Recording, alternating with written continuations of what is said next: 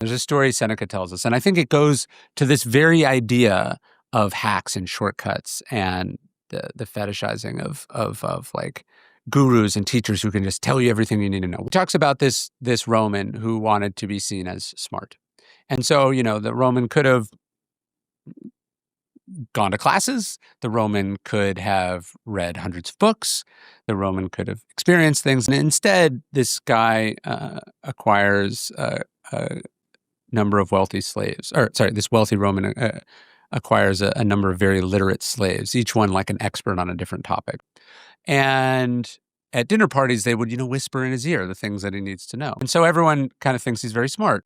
And the guy thinks he's getting away with it, thinks he's figured out this shortcut, until one of the men comes up to him and says, hey, this is a great party. You're very, love this repartee. He says, have you ever thought of taking up wrestling, competing in a wrestling competition? He goes, wrestling? I'm like an old man. Why would I do that? And he says, but look at how young your slaves are. The point is, like, they can't do that for you also. And I think we are under the impression, for instance, that like, artificial intelligence is this magical transformative thing because it contains all this knowledge.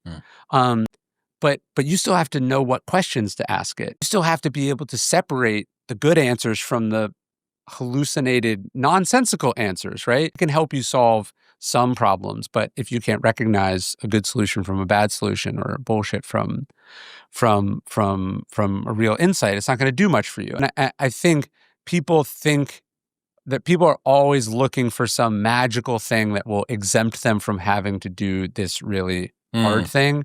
And it almost never works. Yeah, to know by heart is not to know. Well, Naval came on the show at the start of the year, and just this lovely idea, which is there is a big difference between appearing wise and being wise, and the temptation to rote memorize things that give the illusion of wisdom. But what does it mean to be able to explain it 3 different ways? What does it mean to be able to apply it in your life? What does it mean to see that insight when you're gripped by emotion? But then, to really know it is the next thing. And this is where the interplay between reading and study and exposing yourself to ideas and then having experiences is so important.